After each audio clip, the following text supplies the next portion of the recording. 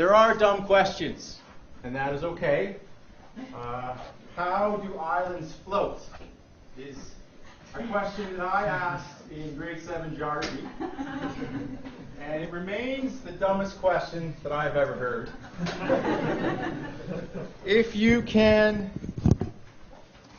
exceed that, I would be very grateful. Okay, so first, let's start with a movie. This is an animation, or actually a movie of SST, sea surface temperature, and sea ice as observed by satellite. In honor of, this is a true achievement of humanity. In honor of that, let's just stare at it for 15 seconds and enjoy it. Yeah. Okay. Tell me, what do you see? Let's play a little basic pattern recognition. What do you see here? What captures your mind? Equatorial currents. Equatorial currents. You can see some things going on along here, eh? Yep. What is the basic pattern structure of the temperature of the surface of the ocean? Zonal? Yeah? So what do you mean by that? You travels in a east-west climate. East-west direction, yeah. Okay, let's make it even simpler. Where is the water warm? The orange is the warm stuff, the blue is the cold stuff. Warm in the middle. Cold at the poles. Do you see other patterns there? Seasonal cycle. Another one I like. Warm on the west relative to the east. It's good. Anything else you notice in this little picture? Sea ice is moving a lot with the seasons. Yeah. See a lot of squiggles in there too, right? Lots and lots of squiggles going on. Okay. Let's imagine a sphere covered in water. Rotating sphere covered in water. In my mind, there's no reason why that water should be moving. So question number 1, why is the water moving? Why does the ocean move? Wind stress. Yeah, there's forces on it. Okay. Why does the wind move? Differences in temperature. I can see that we're all on the same page. The ocean moves and the atmosphere moves around largely because of differential heating. Okay? I think we're mostly aware that it's warmer in the tropics than it is at the poles. So to a large extent, you can think of the climate system as a heat engine. What are the different sources of differential heating?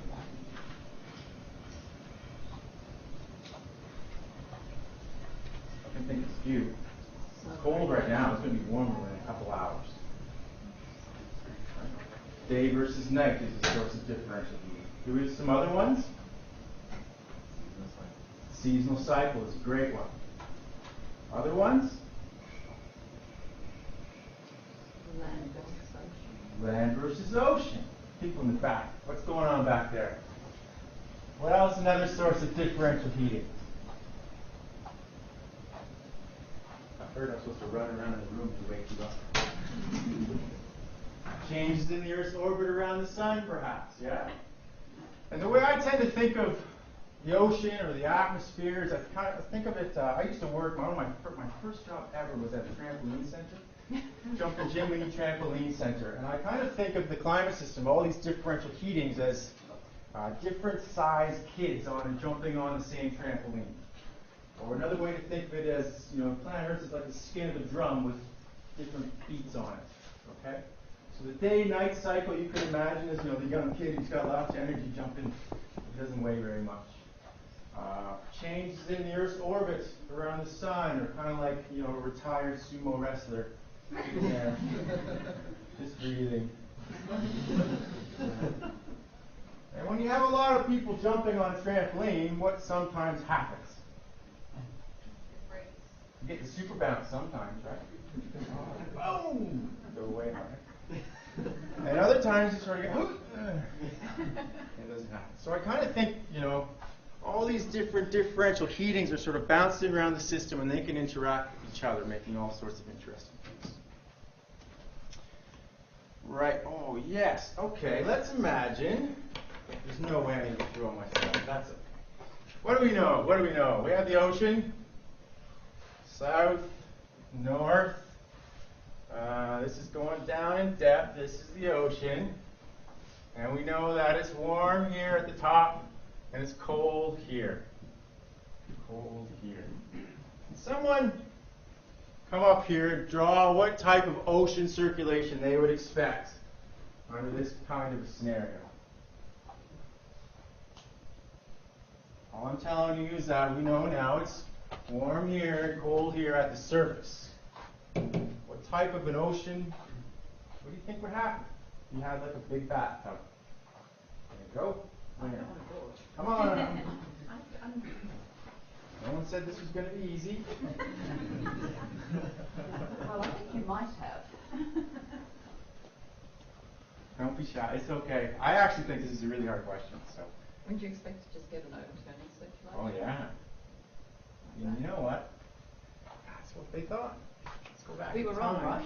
Well, you know what? It's kind of surprising because you could easily imagine, you know, in the flat Earth society, you kind of think, well, maybe this water just gets warm all the way down to the bottom. And that's actually what they thought. Until the first deep ocean temperature measurement was done in 1751, not that long ago, by Captain Henry Ellis, when he had a fancy bucket in the tropics, and he dropped it down and he got the water. How was his bucket fancy? He had, I don't know the gory details of it, but it had like valves so that he could trap some water. Yeah, like the ladle. Yeah, and so it wasn't going to get completely mixed as he brought it up. It wasn't just a normal bucket.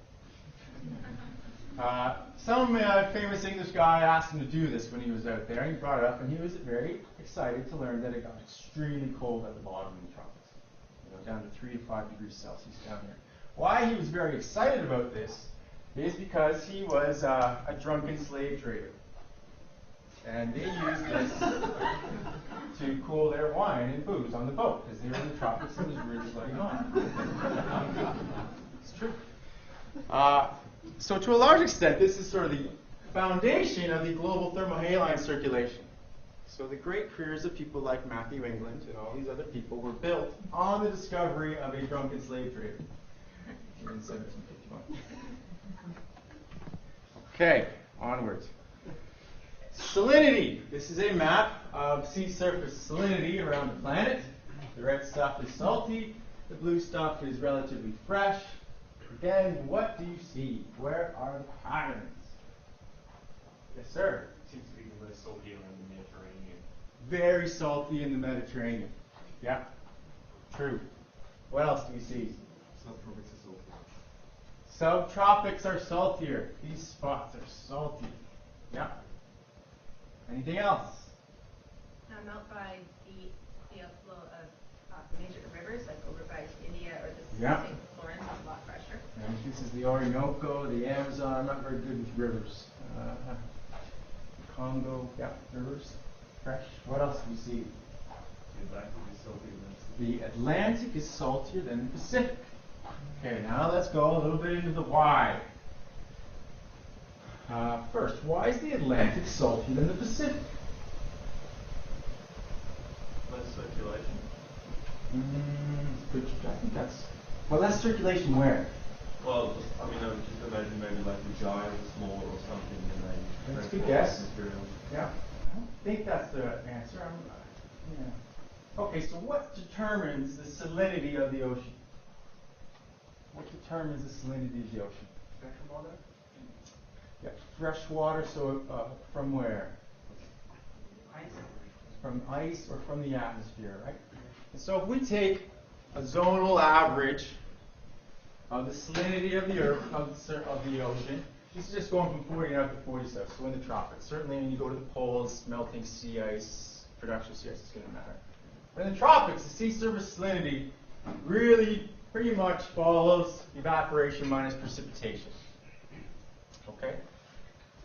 So what we're seeing here is patterns of evaporation minus precipitation. We have really salty regions here, right around 30 north and 30 south. It is no coincidence that this is at the same latitude of all of the world's major deserts. Right? We have Australia. Nobody wants to live there. I don't really know what's going on here. You know, it's pretty dry here. I haven't been there. It's pretty dry. Africa, the Sahara, right? This is all the southern states. These are all very, very dry regions. Why is it so dry and salty there? Converging air masses in the mid-latitudes. Okay, what makes air dry? Descent. Exactly. When you have air descending, it compresses. Yeah? And as it compresses, it warms. Warm air can hold more moisture than cold air. And so it's able to evaporate a lot. So these are regions of net evaporation, for sure. This is your descending branch of your happy cell. Right? Okay. Good. In the polar regions, it tends to be a little bit colder, right? Colder air holds less moisture than warm air, and that's where you tend to have net amounts of precipitation. Okay, next question. Why is the Atlantic saltier than the Pacific? It's going to be going on in the atmosphere. It's happening. It's happening. It's happening. Think of the winds. Think of the winds. What direction are the winds blowing in this region? East to west. East to west. East to west. It doesn't have to try very hard, does it? To get over the Isthmus of Panama. It doesn't have to try very hard. There's a net moisture transport from the tropical Atlantic to the tropical Pacific across the Isthmus of Panama. What about up here? Winds are blowing this way, right? It's hard to get over all of this land, isn't it? It's hard. So I think the simplest answer for why the Atlantic is saltier than the Pacific, I don't even know if this is 100% for sure, is that essentially it's easier to transport moisture across here than it is across here. Okay? Let's move on. Yes, salinity with depth. One of the interesting things about the ocean is that to first order, someone can go around with a bucket and put it deep into the ocean, pull the water out, measure its temperature and salinity, and kind of tell where that water last came in contact with the surface. Okay, so this is a map of the schematic of the classical water masses in the ocean at depth. Okay, Antarctic bottom water last came in contact with the surface depth up there. North Atlantic deep water formed up here. Okay, the warm surface water here. But essentially, what this means, if you can identify this, like trace this water based on its temperature and salinity, what does that mean for the interior flow? This temperature and salinity isn't actually changing very much overall as it's flowing through the ocean.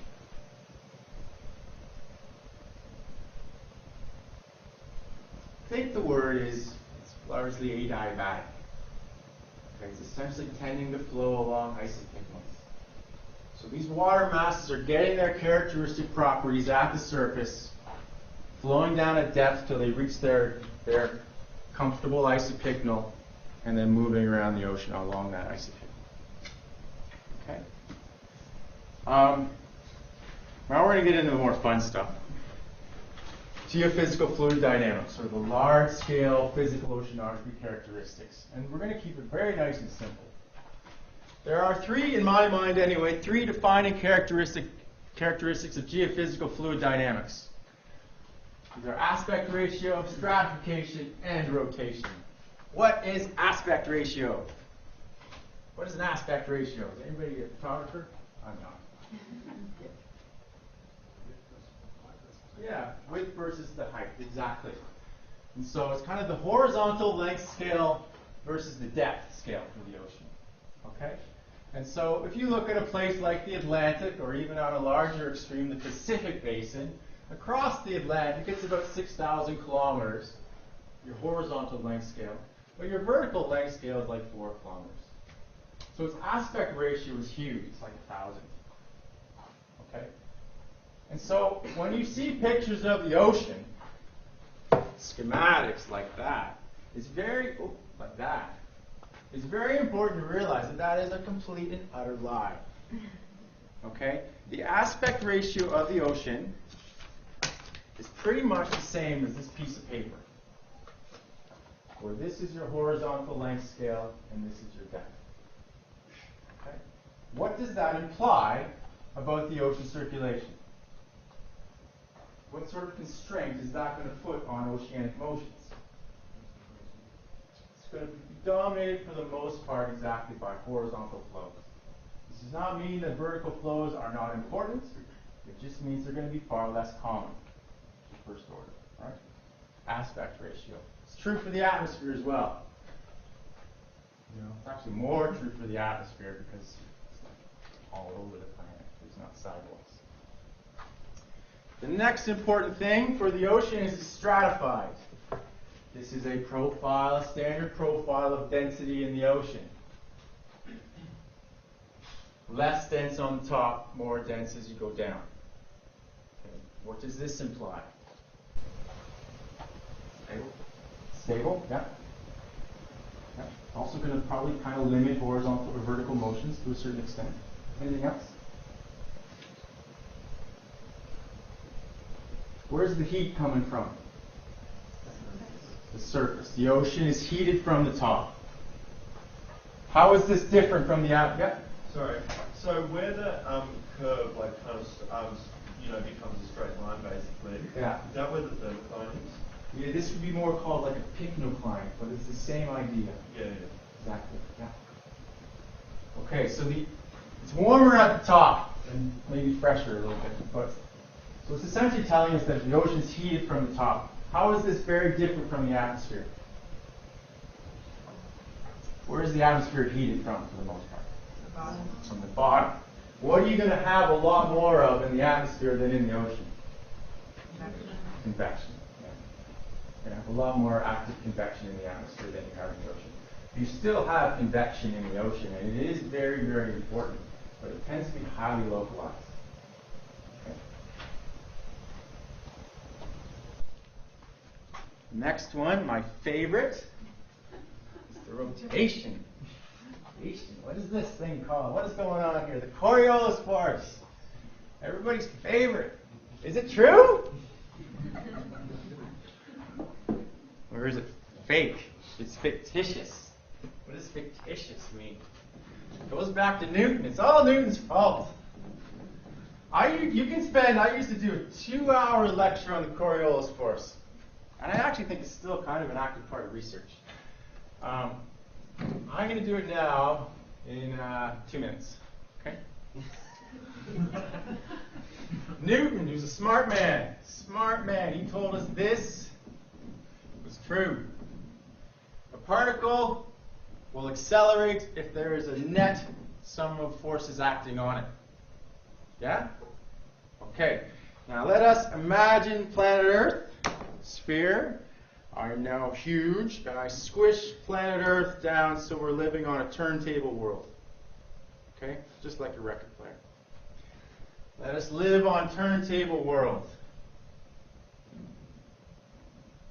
In the northern hemisphere, a turntable world is rotating that way. Flat Earth. I am now an observer fixed in outer space, observing planet Earth, watching a parcel here. Yeah? This parcel is rotating. It's fixed. It's not, moving relative to this spindle, but it's still rotating around just like on a record, on a turntable. Is this parcel accelerating? Yes. Why is it accelerating? It's changing its direction. Yeah, it's not changing its speed. It's angular speed, but it's changing its direction. This parcel is accelerating. Newton tells us that there must be force acting on it. What is the force acting on it? Let's imagine that this is a parcel.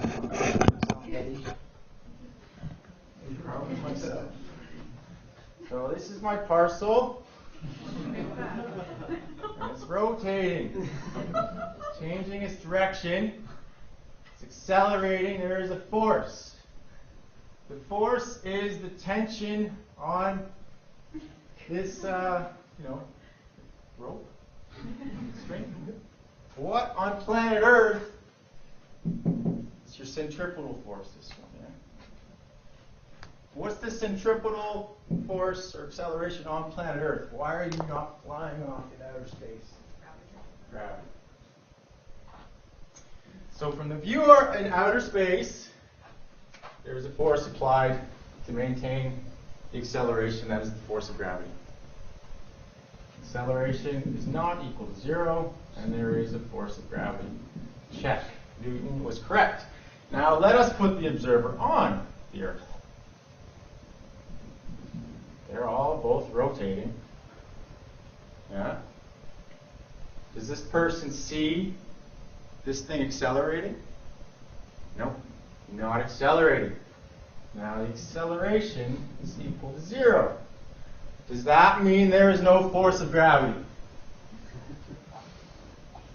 The sum of all forces must be 0 if there is no acceleration. But we still know there must be a force of gravity. Right? Hence, we came up with the centrifugal force. So that when we applied Newton's laws to a rotating frame of reference, a non-inertial frame of reference, they still work. Okay? Now, if this parcel here starts moving faster, starts moving relative to the turntable, then you need to have the Coriolis force to maintain Newton's laws. Let's watch a movie. Movie is here. I like this one. It's really short, so be quick. How do I do it? Full screen? To an observer above the merry-go-round, the path of the ball appears straight, while to someone sitting on it, the ball appears to curve to the left. This exemplifies the Coriolis force, whereby, to an observer on the rotating Earth, the path of an object appears to be deflected, and this is a result of the Earth's rotation. Happy? There's other ones I really like, other videos, but alright, we gotta move forward. Okay. Slideshow, presenter tools. Okay, I'm going too slow. We're gonna speed up. But it's fun. It's fun. Oh yeah, does the Coriolis force apply everywhere? How do we know when it's important? When do we know it's important? Catch. Oh. Does it bend? Sorry, I should have warned you. Does it bend?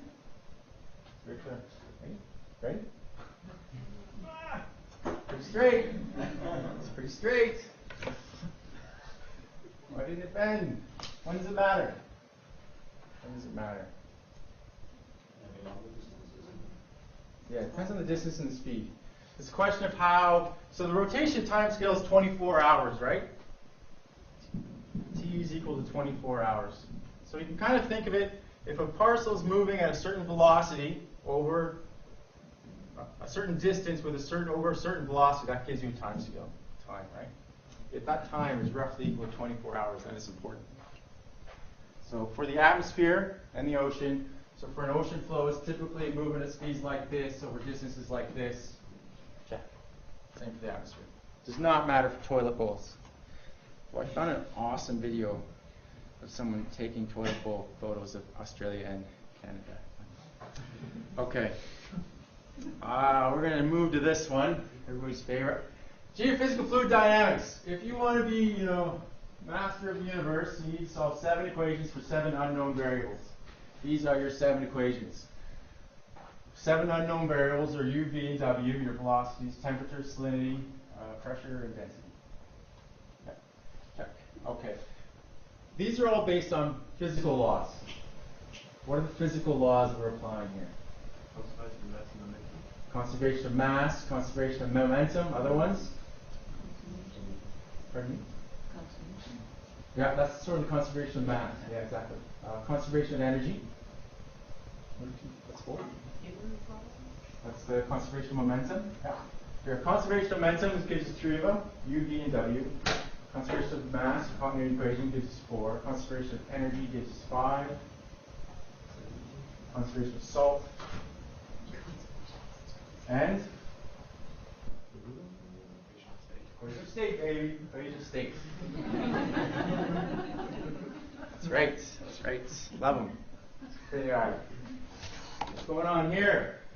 I need my stick. Where's my stick? Okay. F equals ma. Conservation of momentum. F equals ma. Don't It's take precise. photos of me. This whole funny stuff here is your A term. That's your acceleration term in fluid dynamics. Okay, we'll go through that a little bit. I know you love it. This here is one of your primary forces. So A is your acceleration. Everything else here are your forces. F equals ma. This is your pressure gradient. Pressure as a force. dP by dx. This is your Coriolis force. Notice that the Coriolis force is dependent of the v, the north-south velocity, for the u equation. How interesting. Then you have friction. And this is the winds over there. Okay? That's sort of what we're going to break down. East-west momentum equation, north-south momentum equation, same idea. But notice the v is dependent on the u Coriolis force. Okay? This is your w, your vertical velocity equation. Okay? Notice there's no w in it. Why is there no w in it? Yeah? Sorry. So obviously people use quadratic viscosities and stuff, blah Yeah. blah blah, and they use it for numerical modeling reasons. And things. Yeah. Obviously at molecular scales you Yeah. got friction, and people use fourth order viscosity. Yeah. They use all sorts of different things. Is there any reason to assume viscosity is quadratic or anything else? At No. large scales? No. It's just dependent on what kind of questions you want to answer, what kind of questions you want to address. Yeah. There's no doubt the devil is in the details. Yeah. The devil is in there, for sure. Yeah, and ties, this is not really shown in here, that's all being hidden in there. Yeah, totally true. It really depends on what kind of question you want to address. This is really the modeling, global climate modeling version of this equation. Yeah, no, it's very fun. Where's W?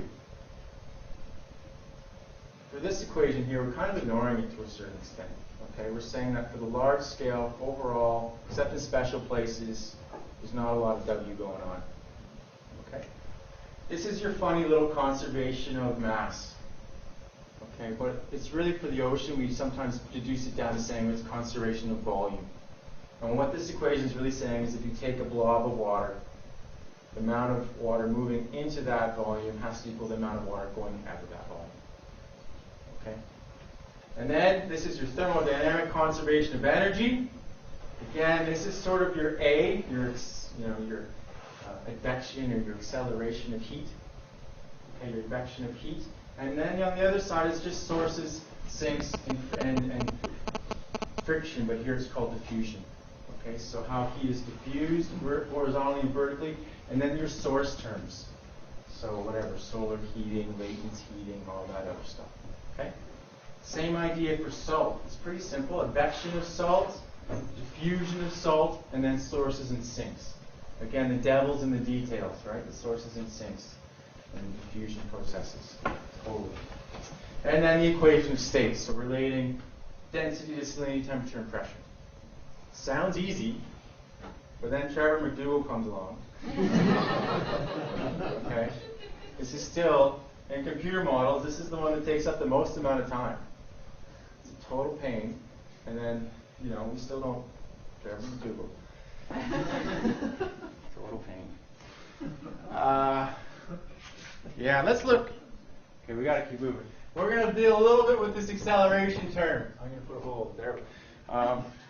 Acceleration term, the material derivative. Awesome. The Lagrangian derivative. Whatever. All this stuff, right? d by dt plus u, d by x plus v, blah, blah, blah, blah. Let's just deal with the u terms here, okay? I think this is awesome. Alex and Gupta gave me this slide. Okay. This is your x direction. across here. Notice in this example, nothing's moving. Nothing's changing in the x direction or with time. Which means that du by dt, the big du by dt, the whole shebang is 0. Okay? Easy. Now, in this one, at any individual time, the velocities are the same no matter where you are in the x direction. Does that make sense? So the du by dx term is 0. But the velocity at a specific point is changing in time. Okay? So the du by dt term here is not 0. It is an acceleration. And I think of this, I used to kayak rivers a lot in a past life, and I think of this as, you're going down a river that's moving on its own at a constant speed, but then I start paddling relative to the river. No problem. That's what's happening here. You could also imagine a river where I'm just being lazy and floating down. I'm not paddling, but it's changing its width. And as a river changes its width, its flow changes speed. So in this case, there is no change with respect to time, but there is a change in the velocity with respect to your position. Okay? The lazy paddler just going down a meandering river. Du by dx now is not equal to 0. That's those other bits. Those close. Happy? Good? Okay, wind, this kind of gets boring, but wind blows on the ocean. Wind is supplying energy. It's a source of momentum to the ocean. Yeah? That's good. That's right at the surface. As you go down deeper into the ocean, that wind stress kind of just behaves like friction. Okay? The amount of impact that the wind has on the ocean is dependent on a few things. It depends on how strong the wind is blowing. Depends on the length over which that wind is blowing. Okay? And on the stratification of the ocean as well. So how stratified the layers are. Friction is really an energy sink in the ocean.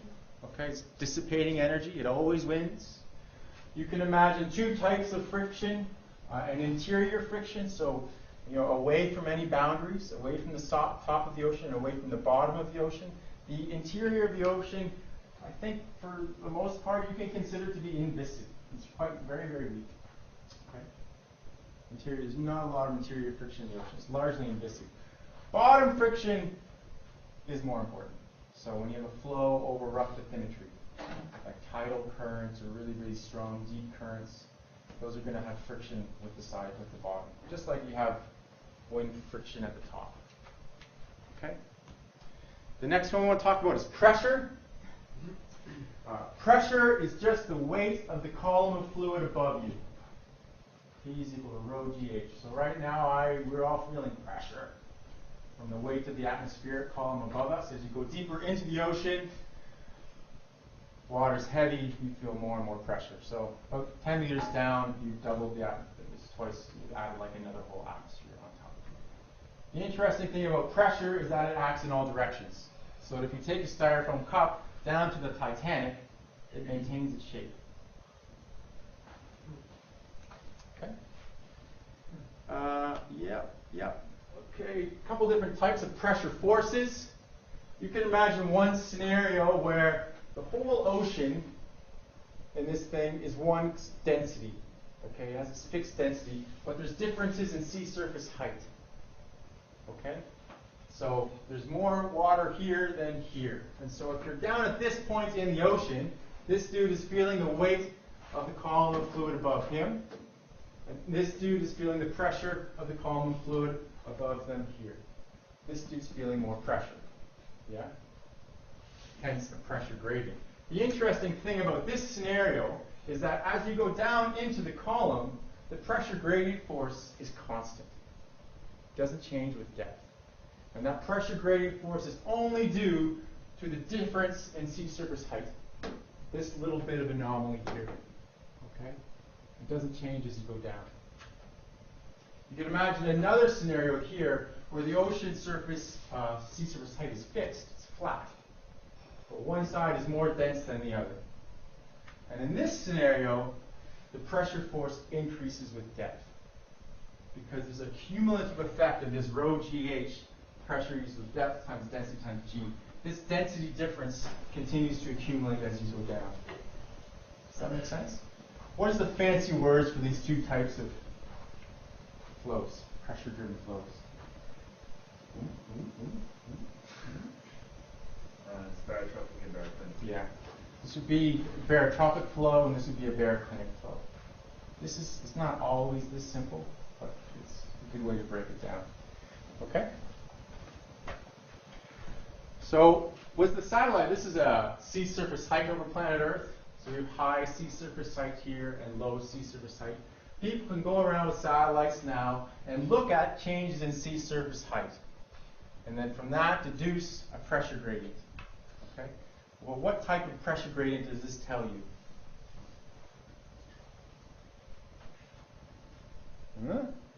Is that giving you this one or this one? Yeah, it's giving you the first one. Yeah. It's giving you the barotropic component. It's not totally that simple, but we got an hour. Back in the old days, before we had satellites, they just go around with the bucket and measure this stuff. And then they'd assume that the sea surface height is flat. And they'd only get the baroclinic part. And the good old days. Okay? Right. So we're going to talk mostly about, finish off really just looking at these two, just the horizontal momentum equations. Okay, and look at some of the basic stuff that come out of these horizontal momentum equations.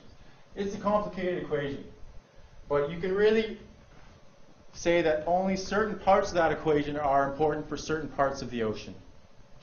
Okay? And so we're going to start with wind forcing and rotation. So when you're at the surface of the ocean, or in the upper couple hundred meters, the only two parts of that horizontal momentum equation that really matter are the wind forcing, the wind stress, and the Coriolis force. Those are the dominant terms at equilibrium. At equilibrium meaning there's no acceleration. Okay? We're at steady state. So, wind forcing and rotation. Okay. Let's imagine the wind is blowing this way in the northern hemisphere. Okay? I'm a parcel of water. I start moving with the wind in this direction in the northern hemisphere. I'm saying northern hemisphere because there's not very much room over. If I start moving this direction and then rotation kicks in, what's going to happen to me? You get deflected to the right. Yeah? Start moving, get deflected to the right. Exactly. Okay, now let's imagine, that was the particle on the top. Let's just imagine now that I'm a particle one layer below. I'm that particle one layer below. And I'm feeling essentially stress from the layer above me. Yeah? So now I'm moving in this direction, like the wind's blowing, it was really just friction. Moving, and what's going to happen to me?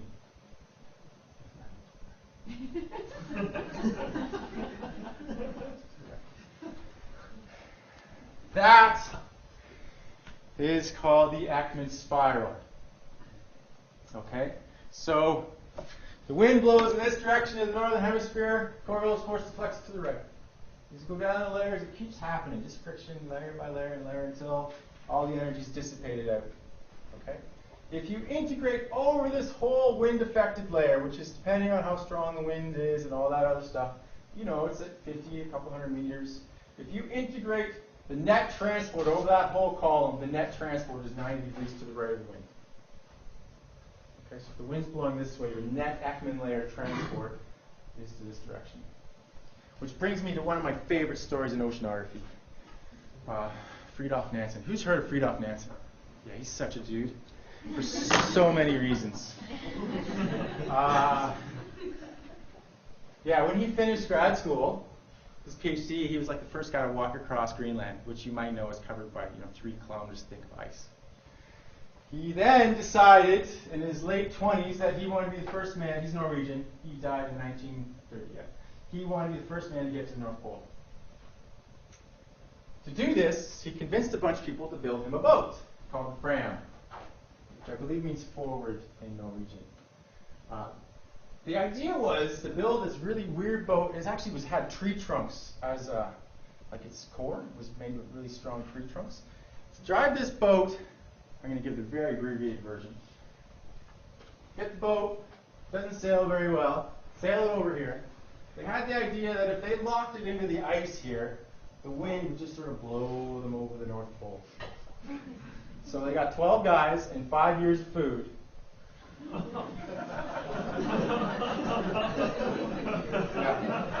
I know.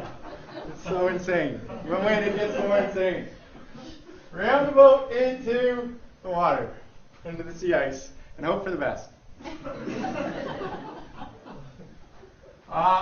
Then they did like this big pattern for like 6 months and came back and like we're behind from where they started. And kept on drifting up. I think this is like a year and a half into it, where he started to go crazy and realized that they weren't going where they thought they were going to go. The flow didn't follow the wind. At this point in time, because he's insane, he mutinies. He's the captain, and he bails on his own ship. He hops overboard with his friend Olaf Johannesson or something like that, and a bunch of dogs and some cross-country skis, and starts hiking. And I think they spent like 6 months or something like that. They thought they'd try to get to the North Pole. Can you imagine? I don't know. It's so nuts. Him and Olaf, to get all the way up here, then they decide they're going to run out of food. And they turn around and come back. And they hike. They eat all of their dogs. They build. They also had these sleds that they then turned into sea kayaks. Anyway, they finally get to Franz Josef Land where there's nobody. This is them in their sea kayaks. Yeah. And then they live in this cave in the rock for like another 8 months. They spend a whole winter up there, eating like seals and walruses and these things, and fending off polar bears because they're just covered in there's just dead things all around. They had shotguns. Everything seems very hopeless, What are you going to do now? Lo and behold, I just think this is awesome. On June 17th, during a stop for repairs after the kayaks had been attacked by a walrus, Nansen thought he heard sounds of a dog barking and of voices. He went to investigate, and a few minutes later saw the figure of a man approaching. It was the British explorer Frederick Jackson, who was leading an expedition to Franz Josef Land and was camped at Cape Flora on the nearby Northbrook Island. "You are Nansen, aren't you?" And received a reply, "Yes, I am Nansen." Johansen was soon picked up, and the pair were taken to Cape Flora. During the following weeks, they recuperated from Nordia. Nansen later wrote that he could still scarcely grasp the sudden change of fortune. Had it not been for the walrus attack that caused the delay, the two parties might have been unaware of each other's existence. So, he gets rescued here, and he gets taken home. His buddies are still locked in the ice. He gets home before them. It's true. He did all sorts of other great things in his life. But some of the data that came out of that expedition was later processed by Wilfred Ekman, and he discovered the Ekman spark. Which is kind of cool. Okay. 10 minutes. This is hopeless. Hopeless. Pressure and rotation. Pressure and rotation. Okay, there's a pressure gradient driven by changes in sea surface height or differences in density. I'm feeling pressure gradients. I'm in the southern hemisphere. I'm moving this direction. What's going to happen to me now?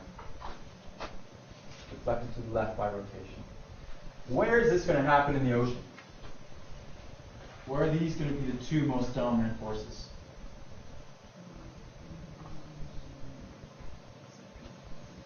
Pardon me? Subtropics, yeah, sure. But more importantly, where there's no friction. Okay? So these are the dominant forces when you're away from the surface or away from the bottom. If you are in the ocean interior, you're outside of the Ekman layer and not near any rough bathymetry.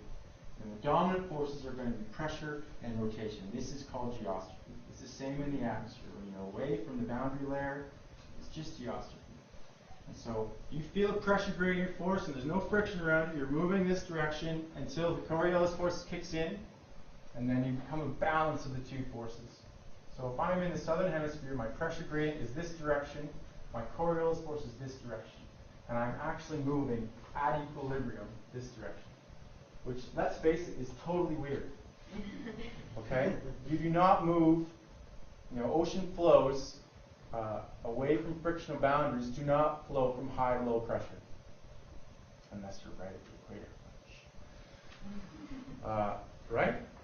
It's going to be balanced between those two forces. So pressure gradients this way, Coriolis force this way in the southern hemisphere, geostrophy. Flow does not go from high to low pressure. Okay. Now, hopefully you have picked up a sheet of paper when you came in. Did you? If you didn't, there should be one that someone can pass you from this end. On this sheet of paper is, it should look something like this. It's really crap. The arrows here are supposed to be the winds. Okay? So let's do the tropical Pacific, the subtropical Pacific. The winds are blowing from east to west here and from west to east here. That is your wind forcing. I would now like you, with your friends, feel free to talk, draw the direction of Ekman transport.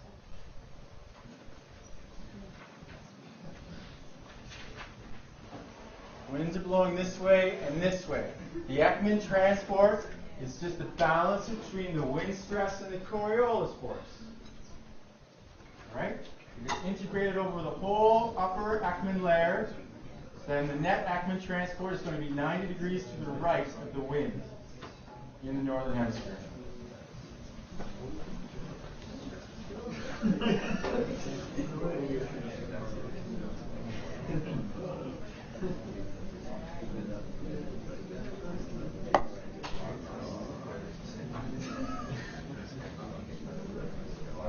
Have we got that? I'm sorry, I'm pushing you now. It should look, the green arrows, they should look something like your Ekman transport. Does that make sense? You got this? Okay. Now what's going to happen? What's going to happen? You have all this water moving into the middle of this subtropical region. What is going to happen to the sea surface height there? Higher or lower? Raise your hands.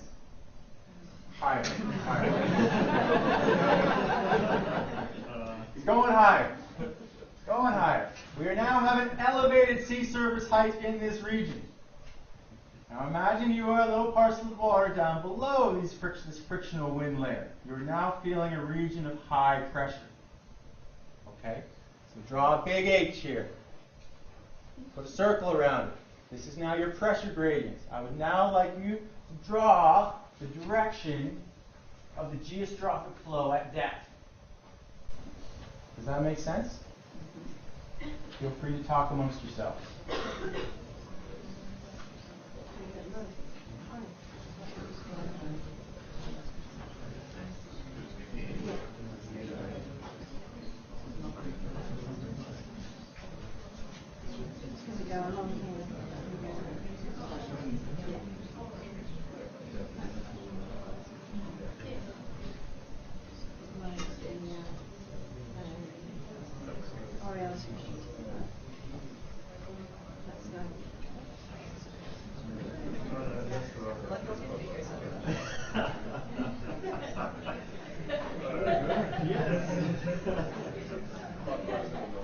How are we doing?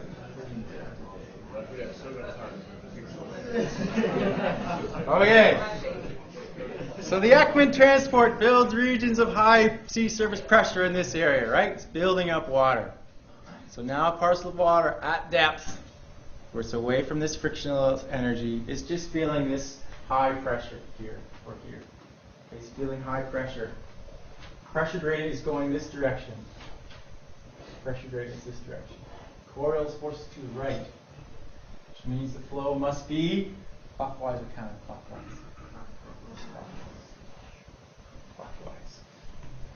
Whew! Southern hemisphere, same idea, just different force, different Coriolis force, right?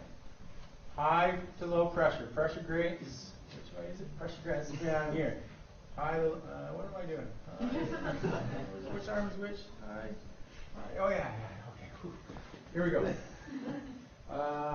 Pressure gradient force is this way if I'm on the board, right? Coriolis force is to the left. I'm going to flow this way. Man, does this actually work? Kind of does. Kind of does, right? These are your basic ocean currents, your geostrophic currents in the ocean. Okay? Can I ask a stupid question? Absolutely. On that previous slide, that 2 dynes per centimeter squared, that's the Coriolis. Oh, that's the wind stress in very retarded units. Oh, okay. Yeah, that's the wind stress in totally stupid units. Yeah. So which way is the Coriolis force being applied then? It depends on which hemisphere you're in. Yeah. So which way in the north? So the Coriolis force in the north is directing things to the right. Oh, okay. Yeah. And to the left in the southern hemisphere. Thank you for asking these questions. I still don't have a winner though. Nowhere close. Okay, we have 5 minutes left. I don't know what I should talk about yet because there's so many exciting things. What's in here? Oh yeah, let's look at that. That's awesome. This is a picture of chlorophyll concentration in the ocean. Another extraordinary human achievement. This is primary production in the ocean. The blue spots have very low primary productivity, and the yellowy green spots have very high primary productivity. Tell me, what do you see and why? Where's the low primary productivity happening? Where is everything not happening? Yeah, in these subtropical gyres, right? Not much happening here. Someone who's not an oceanographer, but is in this room, tell me who's got this figured out. Why is it like that? Yes, please. Well, so cold waters in there. You think, yep. Okay, in here? No, sorry, in the other areas, the lighter colour. Yeah, the lighter colors is where you have upwelling. Yeah, for sure. Why does upwelling lead to primary production? Yeah, so the primary production of these phytoplankton or whatever, right? They need light and nutrients. So they got to be near the surface and they need nutrient sources. If they run out of nutrients, if there's no resupply of nutrients, then they die off. So phytoplankton eat, then they poo or die, fall to the bottom. So somehow you got to get those nutrients back up from depth. So there's regions like here, you have a lot of what we would call upwelling, or the hot spots would be near rivers where it's bringing nutrients from the rivers. Okay. Let's deal with this spot here because it's easier for people. Why doesn't it have nutrients? We built this high pressure, right, by the Ekman transport in those regions. Does that make sense? So the winds here are blowing this direction and this direction. The Ekman transport at the surface is into the middle of this region, piling up sea surface height. What is that going to do to the ocean flow there? The vertical ocean flow. Yeah, if you make a big bulge of water there, it's got to go somewhere, and it's going to lead to some gentle downwelling. This isn't like convection, making North Atlantic deep water and stuff. This isn't, but this is happening over the first maybe 500 years or so. But it is general trend for downwelling in those regions. Okay? And so the fishies that are trying to live here, it's very hard for them to get nutrient resupply. Okay? Here, there is a big nutrient resupply. What's happening here? Upwelling. Can someone tell me why there's going to be upwelling there? Yeah? Pardon me? Yeah, you've got a lower sea surface. You got a lower sea surface. So what's causing the lower sea surface?